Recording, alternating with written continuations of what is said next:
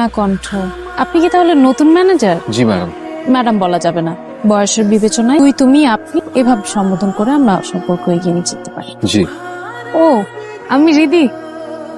কি হলো, মেয়ে মানুষ দেখে হ্যান্ডশেক করতে সংকোচ বোধ করছেন নাকি? আমি চোখে দেখি না তো, একজন নতুন পরিচিত মানুষের স্পর্শ, শব্দ এগুলো দিয়ে মনের ভেতর একটা অবস্থান তৈরি করি।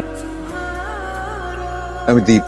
একজন অন্ধের জীবনে দ্বীপের মূল্য অনেক। দেখলেন বাপ, কত ভালো মানুষ। এই মানুষটাকে সবাই ঠকাইতে চায়, এর মধ্যে আপন মানুষ আছে। তোমাকে কতবার বললাম আমার বাসায় গিয়া থাক না, তুমি এখানে একলা একলা থাকবা, কষ্ট হয় না তোমার? ছোট চাচা, আমি এই বিষয় নিয়ে আসলে আর কোনো কথাই বলতে চাচ্ছি না। যা মনে হয় করো, যে জন্য আসছি বলে চলে যাই। ভাইজান তার সবকিছু তোমার নামে লিখে দিয়ে গেছে, আমি কাগজপত্র সব প্রায় গুছায় আনছি। সবকিছু আমার নামে থাকলে আমি দেখাশোনা করে রাখতে পারবো, মানে দেখাশোনার সুবিধাটা হয়, বুঝছো? আচ্ছা আমি তাহলে আসি।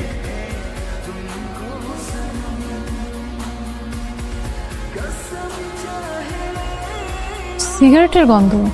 দীপ, জি জি। আপনি কি সিগারেট খান? না, জি না, সরি, আমি মিথ্যা বলেছি।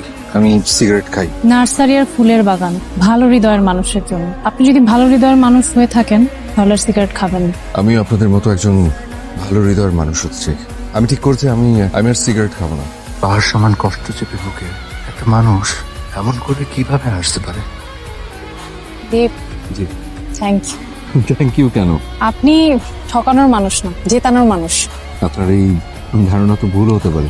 আমি ধারণাটা ভুল না, আমি আমার মনের চোখ দিয়ে সবকিছু দেখেছি।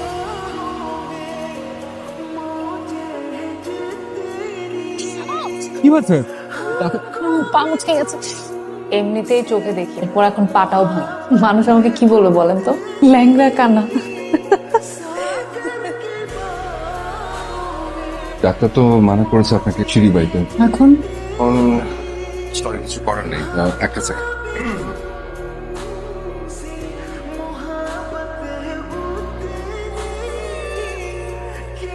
দীপ, আমি দুটো কুপন পেয়েছি, মিউজিক্যাল ইভেন্ট উইথ ডিনার। আপনি যাবেন আমার সাথে? ঠিক আছে, দেখি। থাক, যেতে হবে না, আমিও যাব না। আমরা যাব একসাথে।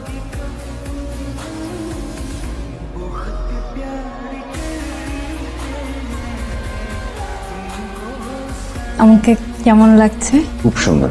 অনেকদিন পর এভাবে সেজেছি।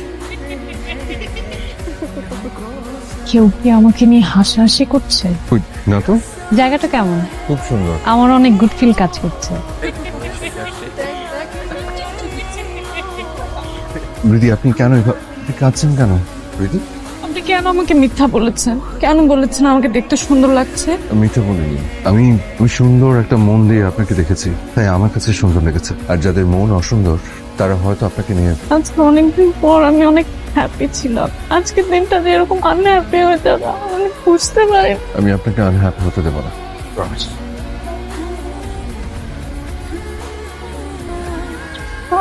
এখন অসুন্দর মনের মানুষগুলো তারাও আপনাকে সুন্দর চোখে দেখবে, অথচ আপনি সবসময় সুন্দর। আপনি কি সবসময় আমার জীবনে এভাবে দিক জ্বালিয়ে যাবেন? আমি আমার সর্বোচ্চ দিয়ে চেষ্টা করবো। আপনার চেষ্টার নাম কি? টেক কেয়ার নাকি ডিউটি? টেক কেয়ার করার সাধ্য কি আমার আছে? নেই। কি হলো, বললেন না যে? ডিউটি। ডিউটি? হ্যাঁ, ডিউটি। আমি কি ভেবেছিলাম জানেন, আপনি হৃদয় থেকে আমার খেয়াল রাখছেন। তো আমি ভুল ছিলাম। রেডি? আপনি একাই যেতে পারেন। রেডি।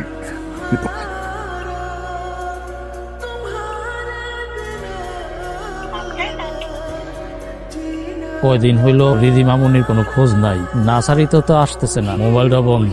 চিন্তার বিষয়। ছোট চাচা, আমি আপনাকে বিলিভ করতে পারছি না। সরি, আমি সাইন করতে পারবো না। সাইন কর। করবো না। আমি বলছি তো সাইন চাচা, কর। আমি সাইন কেন করবো? কে তুমি?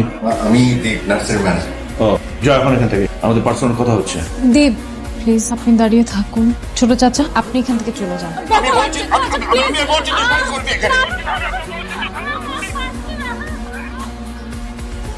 আমি রিদির ম্যানেজার। আমি থাকতে ওকে একটা ফুলের টোকা আমি পড়তে দেবো। ওর অ্যাসেট ওর থাকবে। আপন মানুষকে কিভাবে আপন মানুষকে ঠকায়? রিদি, আমি আপনার সকল যন্ত্রণার প্রাচীর হয়ে থাকবো। ওই যে রিদি মামুনি চলে আসছে, অনেকদিন পর আসছো। মালিক কাকা, তোমরা কেমন আছো? আমরা তো ভালোই আছি, এতদিন তোমার না পাইয়া আমরা খুব খারাপ ছিল, এখন দেখলাম জানে প্রাণটা ফুল। তুমি একটু যাবে? আমি একটু দীপের সাথে কথা বলবো। আপনি কি করে বুঝলেন যে আমি এখানে? আপনার ঘ্রাণ আমার পরিচিত হয়ে গেছে। আমার না একটা প্রিয় জায়গা আছে, অনেকদিন যাই না, আপনাকে নিয়ে যেতে চাই। আপনি যাবেন আমার সাথে? আমাকে কেন নিয়ে যেতে চান? কিছু অনুভূতি হৃদয়ে গুজে রেখেছি, সেই অনুভূতির গল্প শোনাতে চাই। যাবেন? যাব। জায়গাটা কেমন? আপনার মতো স্নিগ্ধ আর সুন্দর। আমি গল্পটা শুরু করি। রিদি, আমি আপনার গল্পটা আসলে এভাবে শুনতে চাই না। আমি চাই আপনি আমাকে দেখবেন, চোখের দিকে তাকিয়ে আপনার গল্পটা বলবেন। ঠিক আছে? স্যার আপনাকে ভিতরে ডাকছি। আমাকে? আপনি এখানে বসেন, আমি ভেতর থেকে আসছি। এই যে স্টিকটা। সালাম আলাইকুম। আসবো? ওয়ালাইকুম সালাম, আসুন। গুড নিউজ, চোখ ভালো হবে, আলহামদুলিল্লাহ। কিন্তু অপারেশন করতে হবে। দেখতে পাবো? হ্যাঁ। আমি আপনাকে দেখতে পাবো? অপারেশনটা কিন্তু অনেক এক্সপেন্স, কিরকম কিরকম খরচ হতে পারে? Near about 25 to 28 lakh.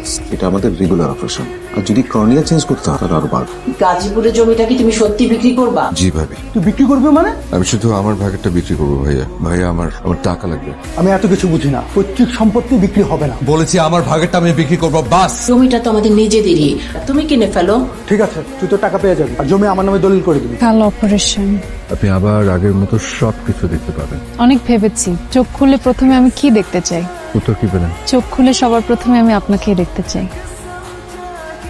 আমার অন্ধকার জীবনে আলো হয়ে এসেছেন, এমন একজন মানুষ আমার জীবনে এসেছে, আমি তাকেই সবার প্রথম দেখতে চাই। চোখ খুলে সবার প্রথমে আমি আপনাকেই দেখতে চাই।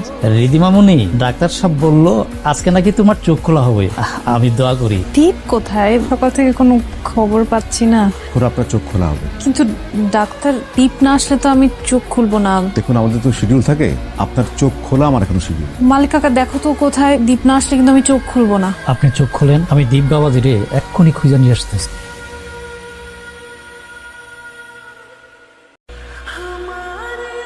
দীপ না আসলে আমি চোখ খুলবো না। দেখুন, আপনার ট্রিটমেন্ট করতে আসছে, ছেলে খেলা না। না, আমি চোখ খুলবো না। দীপ না আসলে আমি চোখ খুলবো না। কি মুশকিল। দীপ বাবাজি আসবে না, ওর একটা চিঠি দেওয়া গেছে, সে চায় চোখ খুললে তুমি সেই চিঠিটা পড়ো। কি বলো? দেখতে পাচ্ছেন? চোখের উপর প্রেশার দেওয়া যাবে না। প্লিজ আমাকে একা থাকতে দিন, আমাকে চিঠিটা পড়তে দিন। রিদি, আমি জানি তুমি আমাকে ভালোবেসে ফেলেছো, আর তাই চোখ খুলে তুমি সবার আগে আমাকে দেখতে চেয়েছিলে। কি তীব্র ইচ্ছে ছিল আমাকে দেখার, কিন্তু তোমার এই ইচ্ছার সামনে দাঁড়ানোর সাহস আমার নেই। জানোই না, যাকে তুমি ভালোবেসে ফেলেছো সেই মানুষটাই তোমার বাবা মায়ের খুনি। ফোনে কথা বলতে বলতে ড্রাইভ করছিলাম, একটা ক্ষণিকের ভুলে ঘটে যায় সেই ভয়ঙ্কর অ্যাক্সিডেন্ট। হসপিটালে নিয়ে এসেছিল, পারিনি। আমার বাবা মা মারা গেছে, আর তুমি অন্ধ হয়ে গেছো। নিজেকে পৃথিবীর নিকৃষ্টতম অপরাধী মনে হচ্ছে। বাবা মার ডেথ, মেয়েটা বেঁচে আছে কিন্তু মেয়েটা অন্ধ হয়ে গেছে। আপনি তাতে কি হন? জাস্ট পথচারী। অপরুষের মতো সেদিন পালিয়ে গিয়েছিলাম।